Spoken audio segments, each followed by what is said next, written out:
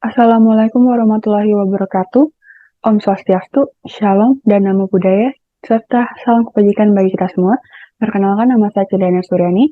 Untuk UTS Hukum Pidana sendiri, saya akan membawakan dan mempresentasikan yang berjudul Ilmu Hukum Pidana yang terjadi di pertemuan kedua kemarin. Untuk yang slide yang pertama, kita akan membahas tentang jenis hukum. Jenis hukum itu terdapat dua, yaitu ius constitutum dan ius constituendum. Untuk ius constitutum sendiri, memiliki artian sempit, yaitu hukum yang berlaku pada saat ini di negara itu sendiri, atau biasanya disebut dengan hukum positif atau konstitusi. Selanjutnya, kita akan melihat ius constituendum dalam artian luas. Ialah hukum yang diharapkan akan dibentuk atau hukum yang dicita-citakan, serta hukum yang akan terjadi di masa yang akan datang. Selanjutnya, ada lapangan hukum. Dalam hukum sendiri, pembagiannya dibedakan menjadi dua, yaitu hukum publik dan hukum privat. Namun, apa saja sih perbedaan dari hukum publik maupun privat? Dalam hukum publik memiliki definisi bahwa hukum yang berhubungan yang melibatkan negara atau pemerintah dengan masyarakat. Contohnya seperti hukum pidana, hukum internasional, hukum tata negara, serta hukum administrasi negara. Bisa kita lihat sendiri, hukum pidana termasuk di dalam hukum publik dikarenakan ada keterlibatan antara pemerintah dengan masyarakat. Kemudian untuk pengertian hukum privat, ialah ketentuan yang mengatur hubungan antar individu atau perseorangan, atau dapat disimpulkan bahwa hubungan antara individu yang satu dengan individu yang lainnya. Dan dalam pengertian tersebut dapat kita lihat bahwa hukum yang bersifat privat antara lain hukum perdata dan hukum dagang. Selanjutnya, ialah dasar hukum pidana.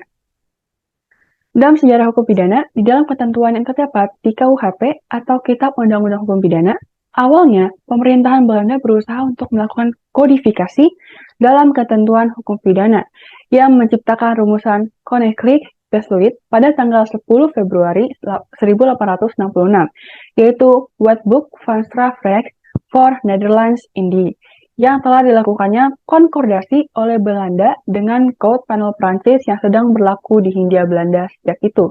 Namun di kemudian hari, Hindia Belanda mengubah menjadi Wetboek van Strafrecht atau WVS, yang sekarang disebut dengan KUHP atau Kitab Undang-Undang Hukum Pidana.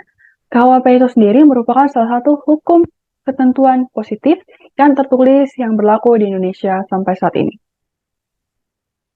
Selanjutnya, untuk tujuan hukum pidana, dalam garis besar, terciptanya hukum pidana bertujuan untuk menimbulkan tertib dalam lingkungan masyarakat, serta dapat dibayangkan jika tidak adanya hukum yang khususnya hukum pidana dalam kehidupan bersosial masyarakat, maka akan timbul banyaknya tingkat kejahatan dan perbuatan yang menyimpang.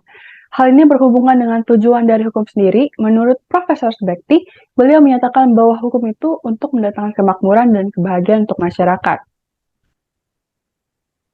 Selanjutnya, untuk pembagian hukum pidana dibagi menjadi dua, yaitu hukum pidana material dan hukum pidana formil. Untuk hukum pidana material itu sendiri, berisi ketentuan-ketentuan yang merujuk pada peraturan perundang-undangan seperti KUHP, atau secara tertulis. Di dalam formil juga terdapat kebenaran yang bahwa kebenaran itu bersifat sesungguhnya tanpa dikurangi atau ditambah kebenarannya. Namun, untuk pengertian hukum pidana formil, ialah menjalankan ketentuan dari material, seperti menjalankan proses tindakan pidana dalam pengadilan dengan hakim, atau seperti contohnya bertindak pidana di dalam acara pidana. Di dalam proses di pengadilan juga terdapat prosedur-prosedur yang akan diputuskan, antara lain putusan pidana, putusan bebas, serta putusan lepas. Selanjutnya, terdapat asas-asas di dalam hukum pidana yang dapat dibedakan menjadi tiga, antara lain lex superior derogat legi inferiori, atau the higher rule prevails over the lower. Yang kedua ialah lex posterior derogat legi priori, atau the later rule prevails over the earlier. Yang terakhir ialah lex specialis derogat legi generali, atau the more specific rules prevails over the less specific. Kita akan membahas satu-satu dalam asas hukum pidana tersebut. Yang pertama ialah lex superior derogat legi inferiori. Asas tersebut merupakan salah satu asas hukum pidana yang mempunyai definisi bahwa peraturan yang lebih tinggi dapat menyampaikan peraturan yang lebih rendah, serta peraturan tersebut tidak boleh bertentangan dengan asas hukum, teori hukum, serta prinsip hukum. Dan juga bisa kita lihat terdapat tingkat-tingkatan ketentuan peraturan perundang-undangan. Yang pertama, yang paling tertinggi ialah Undang-Undang Dasar Negara Republik Indonesia tahun 1945. Yang kedua, terdapat ketetapan Majelis Permusyawaratan Rakyat. Ada juga undang-undang, peraturan pemerintah pengganti undang-undang. Ada peraturan pemerintah, peraturan presiden, peraturan daerah provinsi, dan juga peraturan daerah kabupaten atau kota. Maka dapat disimpulkan di sini bahwa Undang-Undang Dasar Negara Republik Indonesia tahun 1945 memiliki tingkatan tertinggi dapat menyampaikan peraturan yang di bawah-bawahnya. Dan tiap peraturan tersebut tidak boleh bertentangan dengan asas, teori, maupun prinsip umum hukum. Berarti dapat disimpulkan bahwa tingkat ketentuan peraturan-peraturan yang telah ada di sini, seperti Undang-Undang Dasar, peraturan pemerintah, peraturan presiden, dan lain-lain, tidak bisa bertentangan dengan asas hukum, teori hukum, maupun prinsip hukum. Selanjutnya, terdapat lex posterior derogat lege priori. Asas tersebut mempunyai artian bahwa peraturan atau ketentuan yang baru dapat meniadakan hukum yang lama. Serta asas ini dapat digunakan apabila hukum yang baru tersebut memiliki tingkatan yang lebih tinggi dibandingkan hukum yang sebelumnya, serta sederajat dengan norma hukum. Kemudian, peraturan yang lebih rendah juga tidak dapat menyampaikan hukum yang lebih tinggi, meskipun pembuatan peraturan yang rendah tersebut lebih lama waktunya. Misalnya seperti Undang-Undang Dasar 1945 memiliki tingkatan hukum yang lebih tinggi daripada peraturan pemerintah. Meskipun peraturan pemerintah lebih lama waktunya seperti peraturan pemerintah nomor sekian, namun hukum Undang-Undang Dasar 1945 dapat menyampingkan peraturan pemerintah tersebut.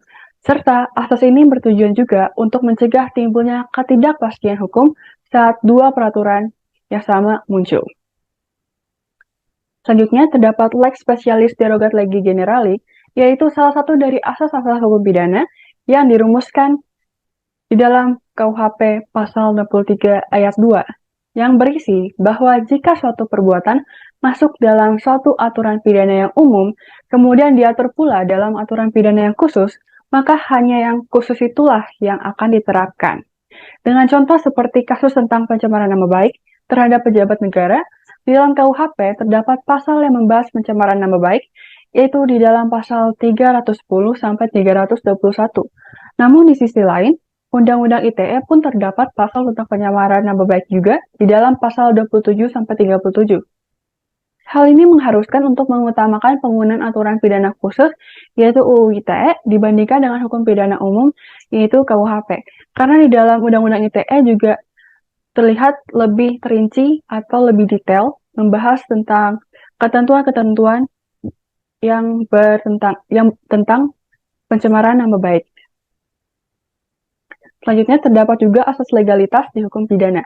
Di dalam hukum pidana, asas legalitas yang dimana menurut Paul Johann Anselm Ritter von Feuerbach atau biasa disebut dengan Anselm von Feuerbach, ia mengemukakan terdapat 3 asas legalitas, yaitu nulla poena sine lege, atau tidak adanya pidana tanpa ketentuan pidana menurut undang-undang, nulla poena sine crimine, atau tidak ada pidana tanpa perbuatan pidana, serta nullum crimen sine poena legali, tidak ada perbuatan pidana tanpa pidana menurut undang-undang.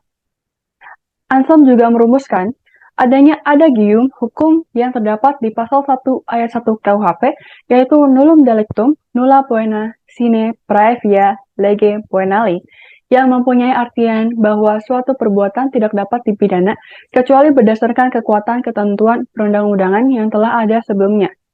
Misalnya, terdapat kasus pembunuhan di tahun 2000, namun ketentuan tentang pembunuhan baru ada atau dirumuskan di tahun 2001.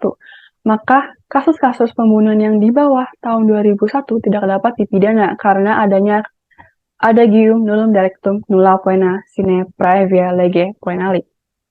Dan juga tentang 3 asas legalitas yang nulla poena sine lege, Tidak ada pidana tanpa ketentuan pidana menurut undang-undang. Maka perbuatan pidana yang tidak ada ketentuannya tidak dapat dipidana. Lalu nulla poena sine crimine, tidak ada pidana tanpa perbuatan pidana. Maka kalau tidak ada perbuatan pidana yang ada atau eksis, maka tidak ada orang yang dapat dipidana dalam sedang melakukan pidana tersebut. Serta nullum crimen sine poena legali, tidak ada perbuatan pidana tanpa pidana menurut undang-undang. Jadi tidak ada perbuatan pidana yang dapat dipidana menurut undang-undang itu sendiri.